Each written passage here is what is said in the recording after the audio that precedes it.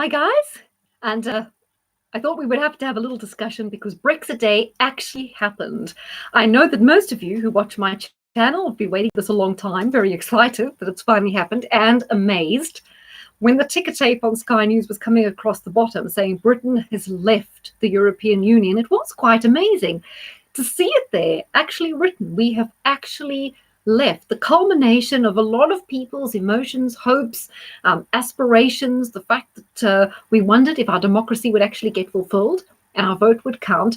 Well, it actually happened. So what I want to look at this vlog is just a little recap on the astrology with reference to something Michael Gove said, which I think is very interesting. And there's something about Brexit that makes this whole astrology thing really come alive, and it's quite amazing. So I'm just going to talk about that, and then I'm going to look at some of the things Boris wants to achieve and see whether that's reflected in the chart for the UK. So as you know, hi Culinator, how's it? So as you know, we had the Saturn-Pluto conjunction in Capricorn that happened in January. So the last time there was a Saturn-Pluto conjunction in Capricorn was in 1517, the time of Martin Luther's 95 Thesis. And as you guys will know, I chatted about that on a blog before, quite a while ago now, how that gave rise to the whole Reformation. But more importantly, just 10 years after that, which was still in the zone of the influence of the Saturn-Pluto conjunction in Capricorn, was when Henry VIII started the English Reformation by having the split with the Roman Catholic Church and withdrawing from the Treaty of Rome. Now, that was a huge thing because it enabled the UK to break away from the Roman Catholic Church, which was dominating Europe. The themes are identical to what's happening now. Michael Gove actually said the other day that this is the biggest event since Henry VIII withdrew us from the Treaty of Rome, which takes us right back to the last Saturn-Pluto conjunction in Capricorn. And a lot of the reasons, although it was because Henry VIII wanted to split from the Roman Catholic Church so he could get married again, it was also very political. It wasn't just a theological difference between the UK and Europe. It was also a political difference that enabled the UK to take a different course and become self-governing. But the important thing about it was at the same time, there was also a reformation going on within the whole of Europe. So therefore, I don't see this Brexit in isolation, because last time we had that Saturn-Pluto conjunction, it signified a whole change within Europe and a kind of breakdown of hegemony that the Roman Catholic churches had. So looking forward today, I see this Brexit as being symptomatic of the breakdown of the EU, same as it was in the 1500s, between 1517, sort of the 1530s, when the Roman Catholic Church lost their influence in Europe. I think this symbolizes also the EU losing its influence. So it's very important that we look back and see there's such strong synergies between the Saturn-Pluto conjunction back then and roundabout now, and draw those comparisons, which is great. Hi, Vicky B. Hi, Goldie Girl. It finally happened, didn't it? What also was mentioned on Brexit Day, which I think is quite important, is they said this is the first time a referendum that went against the EU has actually been enacted. Because as we know, with the Lisbon Treaty, Ireland voted against it. I think France, the Czech Republic, was it Holland or Denmark? Lots of countries voted against the Lisbon Treaty. They were all made to vote again and to vote for it. When Greece voted against their bailout conditions, they were also scared to death by a media fear campaign and made to vote again. So this is the first time when we voted once and actually it was affected. So as we look forward, what is going to happen in the chart? Now, unfortunately, I've got some building work going at my house. It's really difficult for me to find a space where there's no mess in the background because everything's kind of all over the place. So I haven't got my UK chart. It's kind of over there, which you won't be able to see. But I wanted to talk about a few things. Now, what Boris wants to do, one of these things, is he talks about these enterprise zones where you will have a designated area of a city, probably a city in the north, a city that needs generation, where they have slots available, where companies buy these slots and businesses create jobs, and they get special tax breaks if they buy these slots. Sounds like a great idea. Was rather difficult for me to see chart-wise whether that would come into being. However, when Boris talks of the free ports, I think this is definitely an idea that can work for the UK going forward and generate a lot of growth, because there is a lot to do in the chart with Neptune in the second house, meaning one of our assets as an island nation is our coastline, our ports, the fact that we're a naval power, and the use of the free ports seems that it's tapping into that Neptune energy, which is a deep held resource in the UK that we haven't, it's a resource in terms of our chart, one that's underused. I also think that Boris is going to stand firm on the fisheries. Now, this is probably going to result in us not getting much of a deal, or a bare bones deal, because I really see us coming out with a very basic deal, similar to WTO, maybe not as even as much as a Canada deal. I don't think the European Union is going to give us much of a deal. They're terrified of the competition, and they have already said that if we push the issue with the fishing waters, it's going to be more difficult for us to get a deal. And I think that Boris will push the issues with the fishing, and therefore we are going to go out with a bare bones deal. Let's see, what else did he talk? So that's the enterprise areas. Yes, exactly. The fisheries, the free ports, infrastructure projects. Yes, I think HS2 is going to go ahead, but I see within the chart as well, it's going to be a bit of a white elephant. So I do think there will be some major infrastructure projects. That's because of the activation of the sixth house through a couple of different transits, and also Pluto in the fourth, which kind of also indicates infrastructure. So there will be some big infrastructure projects, but unfortunately, I think some of these will be white elephants, particularly HS2, which obviously that's not a shock to anyone. I'm just saying with astrology, we get a bit of a confirmation of that. Also, what is his other idea? I see borrowing going up. I'm a bit concerned in our chart that there's going to be almost a reckless use of money, throwing good money after bad, throwing too much money at things like the NHS instead of concentrating on cost savings. I think the government need to be a lot more diligent about cost savings, rather than just trying to be seen to be putting in more and more money. And in order to kind of hold on to the votes they got lent from the Labour voters, they might do too much spending. And I think we could get in a little bit of trouble with debt. So I'm rather concerned on that front. Next thing is the high street. Now, one of the things that are most visible to all of us, the most visible facet of the economy is the high street, because most of us go shopping, we go to malls, we go to our high street. Even if we don't go to our high street, we would maybe drive through it. And visually, it's very depressing when you see a lot of units closing down or empty, and it creates the impression in your mind that the economy is doing badly, just because it's so easy to perceive it. Whereas other sectors of the economy, if you don't actually work in them, you may have no clue whether they're doing well or not. And I think it's going to be hard for him to arrest the deterioration of the high street, especially as I think with Brexit, you're going to see a lot more of the coffee chains like Costa, Starbucks, and Nero closing down. Freedom of movement is really going to hurt them. Now, that's not so easy for them to recruit staff, because the conditions are not great. They don't pay well. They really were reliant on getting a sort of a passing trade of employees that they could keep replenishing. Well, people don't stay on long in those barista jobs, do they?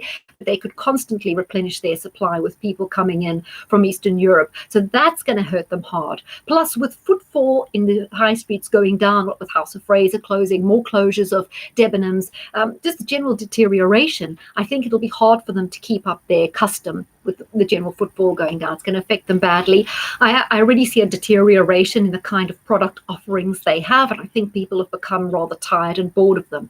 The thing is, every time a unit's closed, inevitably a Starbucks has taken the place. So clothing shops close, a Starbucks or a Costa takes the place. But as those begin to shut down, we're going to have more free space. So it's going to be very difficult for Boris to reinvigorate the high street, especially as this is not just a UK phenomenon. We know, looking in America, they've had massive closures on their high street. Their big department chains like Sears have basically gone out of business or closed masses of stores.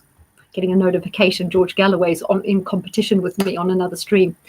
So it's going to be difficult. Even in South Africa, I hear they're having a problem with their department stores, their malls, because you don't have as much high street shopping there. It's more malls also closing down. So in all the Western world, there seems to be a big change in the way people shop. And so that's going to be hard for him to put the brakes on.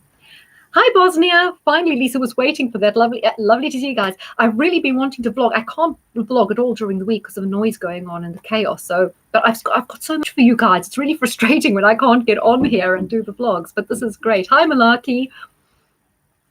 But what I wanted to alert people to is there's a really good vlog that I'm going to link to under this once it goes up, about the Australian point system. Now, I'm getting tired of hearing about this Australian point system. We already have a point system. And when I've looked into this Australian point system, there are numerous pitfalls and it's not actually working at all. They say in Australia, it's a skill-based point system, but you get to what it is what is a skill and who's judging these skills? Because it seems if someone's done a 6-week typing course in some kind of way out Timbuktu, just to use the expression, basically a obscure typing pool in an obscure part of the world.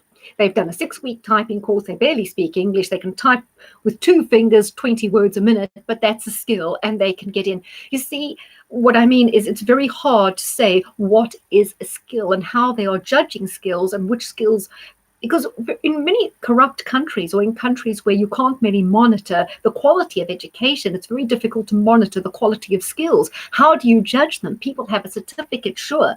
He also talked about how many people are considered skilled if they're just a manicurist. Now, a manicurist is not necessarily a skill we want to be importing because it's a skill people here can easily take up.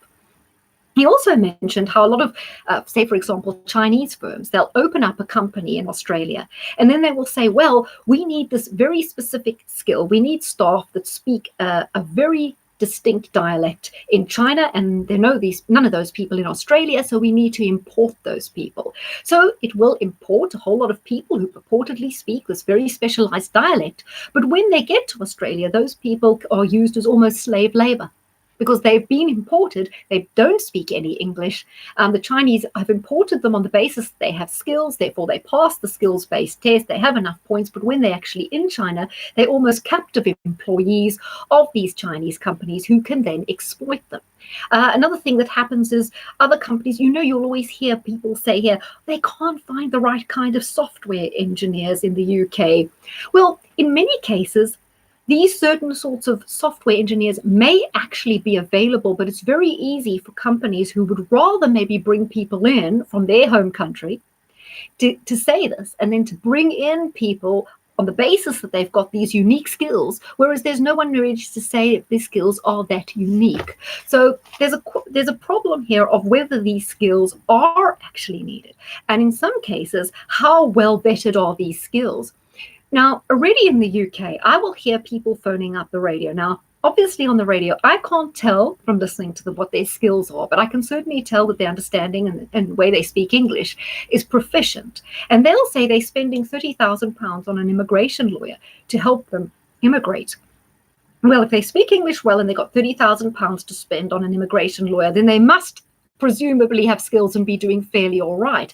But why are they going through those hoops when you'll come across other people, as I did the other day, someone who spoke zero English but was employed with a very big supermarket chain to do cleaning? So you wonder on what there's someone with a proficiency in English and £30,000, which shows they've got some money and some skills, and they're paying a lawyer to help them get in, but someone else with absolutely no ability in the language to do a cleaning job has obviously found no difficulty. So when they talk about the Australian skills-based system, the analysis I listened to, and that was another YouTuber, just poked a lot of holes in the system to say that it was not only open to abuse, but what is considered a skill was very much dependent on, should I say, immigration preferences that may not be the preferences we perceive the government are setting. So when people talk about this Australian points-based system, it really is a rouge. We already have a system in place that's not working. There's no reason that this Australian points-based system should work. And I think when it comes to immigration, which I know a lot of people are concerned about because of the pressure on the infrastructure, on health services, etc., I really don't see them tackling that issue because it seems to be part of a broader dynamic where there's already been a decision that immigration is going to happen to a rather large degree. Have you ever heard of anyone in government or in the media talking about what the optimum level of population is for such a small country? Because we are very heavily overcrowded, but no one talks about the optimum level or at what level we need to say, okay, the infrastructure can't cope. No one's ever balancing out people coming in with the kind of infrastructure changes needed to cope with them. And no one ever talks about what are optimum levels for a country this size. It's just seen as a good that you're not really allowed to debate. Immigration is defined as being good, no matter what the other problems. And as I say, I think this whole Australian-based system, they keep banging on about it like it's the nirvana, like this is it, solves everything. Whereas if you actually look into it, it solves nothing. It's just a way of kind of pulling the wool over people's eyes, where the same sort of things that we understand are go on. Hi, Molly. Thank you. That's a wonderful comment. Hi, Bosnia. Hi, Goldie Girl. I love astrology and I Brexit here. Thank you, guys. I get the feeling, guys, I just want to say here, I don't know if I'll get a chance to do a stream on this tonight. The next 5 years are going to be absolutely huge. I'm doing one called Saturn-Pluto conjunction. Civil war is pending, because I just feel the storm clouds are gathering. Something really big is going to happen. I'm also going to chat a little bit about coronavirus if I get a chance just now. This is really going to be big the next 5 years. And I don't just mean about Brexit. I think we'll be able to park that on one side and just look at bigger global issues. It could be a game changer for the whole way the world is going to go forward. I just feel it. Something really big is happening, and it seems from the planets, it's going to be quite turbulent, right? I saw a video saying Europe are getting ready for war. Yes, absolutely, Culinator, absolutely. Massive EU army. I've got something coming on that. They want to attack Russia. Yes, I do. Yes, I do. Germany's always looked to move east. And just to give you a little tidbit, when I'm going to do the vlog on Neptune going into Aries, this coincides with a period in history that matches when Bismarck was coming up and reunifying Germany. And he took over the area also, what was called Prussia, wasn't it, towards Poland. And I've got an article on who the new Bismarck might actually be, because if you'll remember before, I said a very strong leader is going to come out of Germany. So look out for that. But I do feel the planets are aligning just as they were back in 1937. Just as they were in the build-up to World War II. So, this is what I'm concerned about. I hesitate to say it because it might worry people, but yeah. Our whole financial and monetary system is a massive pink scheme dependent on more and more. Yes, it's a pyramid scheme, isn't it? You have to have increasing levels of immigration to prop the rest up. In Japan, they're not doing that. So we need to look at other ways. We need to rethink this whole way, because you can't just continue having more and more and more people to prop up. But that might all change with AI anyway. Hi, Angela. Say hi, Jeff. Hi, Heather. Yes, Heather, I'm from South Africa. Absolutely. Yes, I lived in the UK a long time. Yeah, so, but my kind of ancestral home is the UK, England. And when I did my whole ancestry thing, I found family from Warwickshire and Scotland. But yeah, but also I've got some ancestors that date back a long way in South Africa as well. So close connection. But I always think that South Africa is very, very close to the UK. I think you can be a South African, you can be British. It's very similar in many ways. You can either be both or whatever, a little bit of each. It's very similar. Hi, Scott. Nice to speak to you guys.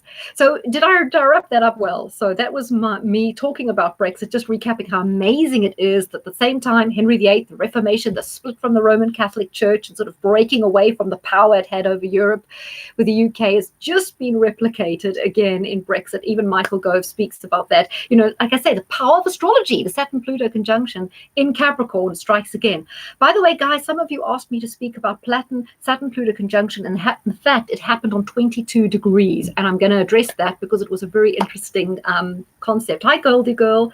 I think there will be a 9/11 kind of attack coming this month. Well, there was another terror attack today, but fortunately a small scale, but obviously anyone is not good, but fortunately no one actually killed. Okay, guys, thank you for that. And amazing. Brexit happened, and as Boris is making good sounds about Canada deals. Oh, look, he's saying a lot of the right things, but I would definitely be skeptical of the whole Canada, the Australia-style points system. But please watch the other vlog. I'm going to link to it as soon as I've got a chance, because it's certainly well worth watching on the Australia thing. If there's a war, the masses can blame themselves for catering to the fear propaganda.